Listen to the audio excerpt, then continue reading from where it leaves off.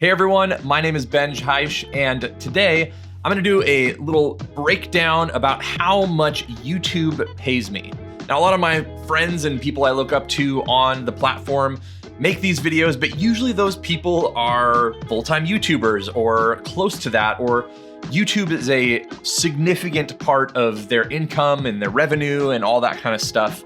And those people are 90, 100,000, 500,000, a million plus subscribers. So here are the stats I ended 2020 with. And I want you, after I read them out, to put your guess down below in the comments of what you think I probably made in YouTube ad revenue.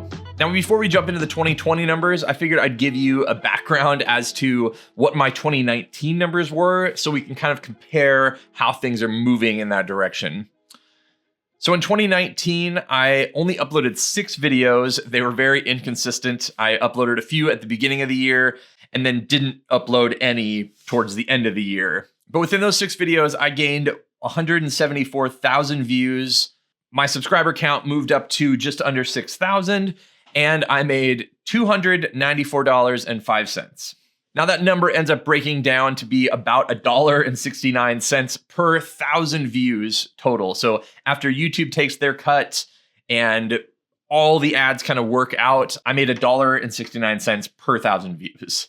So moving into 2020, I kind of doubled down on YouTube a little bit more, obviously made significantly more videos. So I went from 6 videos in 2019 to 37 videos, most of which were at the beginning of the year. And then as I got busy with doing photography and trying to keep my business afloat throughout the summer, I did a few, but then really kind of doubled down hard again at the end of the year. So made 37 videos and accumulated 798,000 views. With that as well, I gained just over 10,000 subscribers, moving my subscriber count from just under 6,000 to just over 16,000 for the year. And then every video that I make isn't always going to make the same amount or have as many views or anything like that as every other video, because again, views, the amount that an advertiser is willing to pay, the amount of ads that are shown, all that kind of stuff can fluctuate quite a bit. But here are my top 5 videos and how much each of them made me specifically in 2020. So coming in at number 5 was my Leica 50mm Summilux video. That video made me $163.57. My best film cameras to start 2020 video was number 4. That came in at $182.82. Number 3 was actually my Ektachrome video, which I made at the end of 2018. Because it was such a relevant video, it was actually my 3rd most viewed video on my channel and made me $189.84. My 2nd most popular video was on the Leica M240. From that video, I gained $191.01. And then my highest grossing video in terms of ad revenue was the Hasselblad 500CM, which made me $229.35. So before I tell you how much YouTube actually paid me, I want to actually tell you how much I spent to make these videos. So the first thing being the Canon EOS R, which is the camera that is filming me. To kind of round it out, I've added this as like a half of a camera. So I bought the camera for about $1,800 soon after it came out. So I'm going to put $900 into the YouTube use for it. Then I also bought a Canon SL2, which is just like the Rebel series, but it has dual pixel autofocus, and I use it for my overhead cam. So anytime you see that in one of my videos, that camera is actually what's filming those overhead shots. And then between the lenses and everything like that, with those cameras, my total ended up being about $1,800. And then one of the things obviously I needed to do better at was miking myself. And so I ended up buying a few microphones, both a podcast mic and an interface, which is what I'm recording into now as well. And then an on-camera shotgun mic that I boom out of frame. Between all of those things, that cost me about $500. And then also to boom all those things above me. So I have a microphone right here, and then, the camera and everything else like that. I ended up buying 3 Rode PSA microphone arms. That way I can move things around, and actually here's like the camera because I'm not using it right now. Just is super easy to move around and get out of the way. I wanted my stuff to be really modular, but those are about $100 each. So it's $300 for just the mic stands to boom everything around. And then maybe one of the best purchases was just getting a softbox and some lighting. And that whole setup ended up costing about $200 when I first did it.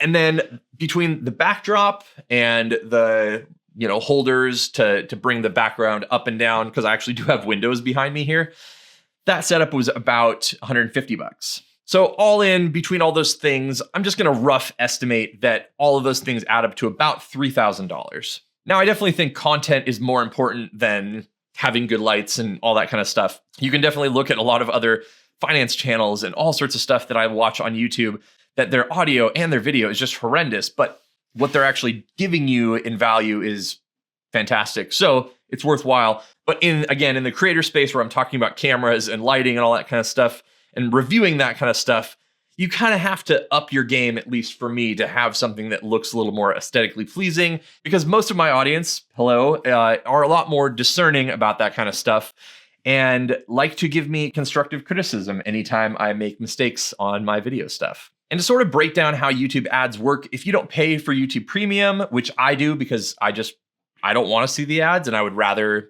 pay the money to not see them. But if you do see the ads, then what YouTube is essentially doing is selling off that ad space to different marketing agencies or brands or companies or whatever. And then they're trying to pair their ads to suit my audience based on all of their demographics and everything like that. So sometimes during the year, the amount you get paid per click or per view of those ads is a little bit lower. Sometimes those things are higher. And it also depends on if there are ads at the beginning of the video, in the middle of the video, or at the end of the video, how many there are, how long they are, all that kind of stuff. But another one of the things that happens is YouTube has been putting more ads in the middle of videos. We call those mid-roll ads. What's interesting about it is YouTube actually kind of incentivizes you and will push the video out to more people if you put those ads in. So it's kind of like a bad idea for me not to put those ads in, both from a financial perspective and because YouTube is going to be less likely to push those videos out to more people, because if they can put those mid-roll ads in, then they can make a little bit more money. And if you're wondering what I'm talking about with a mid-roll ad, this is what a mid-roll ad is. Okay, so maybe you saw an ad there, maybe you didn't. And that's another thing about how this all works is sometimes YouTube will put an ad in front of you, sometimes they won't. Probably depends on how often you're watching, and because they are going to have the most amount of information about how long you watch all these videos or not. And yes, I definitely stole that idea from Colin and Samir. So if you guys don't follow them, they're one of my favorite YouTube channels and one of the reasons why I decided to make this video as well. So all in 2020, I spent about $3,000 to get my whole YouTube studio office set up in a way that would be functional for me. I made 37 videos, which obviously took me a ton of time. So between those 37 videos, my channel reached 798,120 views total for the year. With that as well, my channel started with a little under 6,000 subscribers, gained a little over 10,000 subscribers to end the year at about 16,000.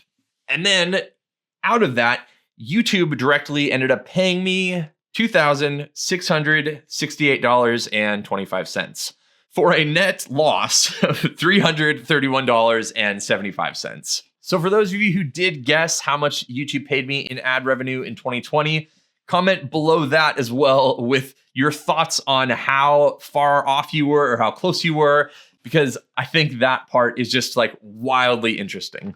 Because with that being said, I made 37 videos, made $2,700, which only ends up being about $72 per video. And then if you factor in how much time it takes me to make most of those videos, and especially did take me as I was more learning to do editing and shooting and all that kind of stuff, making about $72 per video was about me as an entrepreneur paying myself minimum wage. Now, the thing about that is, thankfully, YouTube ad revenue isn't the only way that I make money through this platform. And I consider YouTube to be an investment into the future of myself as a photographer and my brand and all that kind of stuff, because I see it building and being something that can be more beneficial moving forward. And so actually the things that make me the most money on YouTube are definitely not the ad revenue and actually not even the affiliate links. So I have the affiliate links down below in the description, and if you click on any of those, I can make a small commission. So it's definitely helpful, but that is not the money that's really coming in either. But the thing that is actually making me money and is making some of this kind of stuff where I'm putting myself out there and my work are my Lightroom presets and my Patreon channel. So with the pandemic hitting pretty crazy and then it sort of decimating the whole wedding and event photography industry, people like myself ended up making quite a bit less on that in particular. And so my greatest form of revenue in 2020 was actually for my Lightroom presets. So for everyone who has purchased them at one point or another, thank you so much for helping provide for my family through a crazy time. It was definitely super helpful. And then the second highest bit of revenue actually was, thankfully, my photography business, where I was still photographing weddings and engagement sessions and small elopements. But for the first year ever, preset sales actually took over that. And mainly that was just due to the pandemic and 3/4 of my work canceling or postponing until 2021. And then third after that was my Patreon. And again, that was another thing that thankfully I started right at the beginning of the pandemic, because teaching and speaking at workshops and things like that is a big part of who I am and my business and things.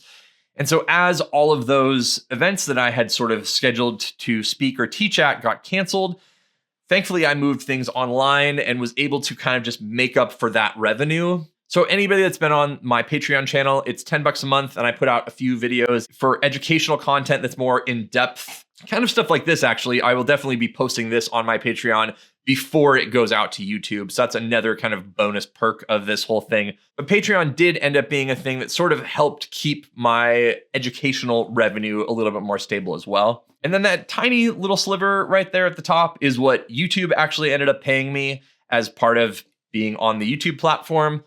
Again, it's not a huge amount, and those numbers aren't exact, but I made a little pie chart that was sort of similar to what my final numbers were and all those things. So as someone who ended 2020 with about 16,000 subscribers, that's kind of how my breakdown worked and how much money YouTube actually paid me to be on their platform. Now, I think one of the other really interesting things about that is that a bunch of the videos that I had actually made in 2019 were still making me money into 2020 as well. And so the thing about YouTube videos is they are what is sort of called evergreen content.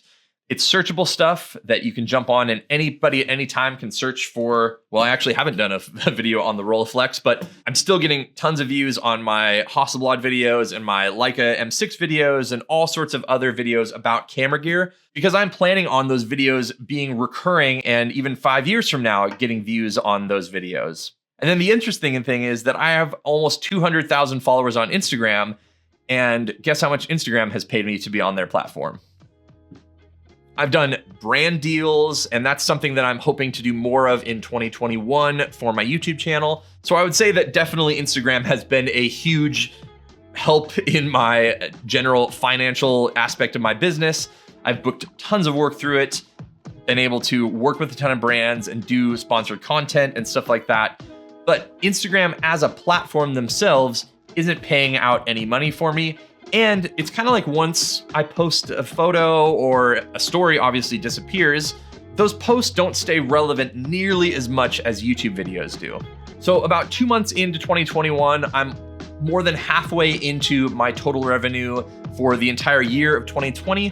So I think maybe at the end of 2021, early 2022, I might do this video again, and it'll be pretty fascinating to see both how many subscribers I gain if I keep up this pace and how much my ad revenue changes. So thanks so much for watching. If you have any questions about this, please leave them in the comments below. I personally just find these videos fascinating. And so if you are considering starting a YouTube channel, hopefully this was helpful and maybe inspiring or depressing. I'm not really sure which one it may be, but I do think that people starting YouTube channels about things they are passionate about is still a great idea, regardless of the revenue coming in. So thanks again, and I will see you all on the next one.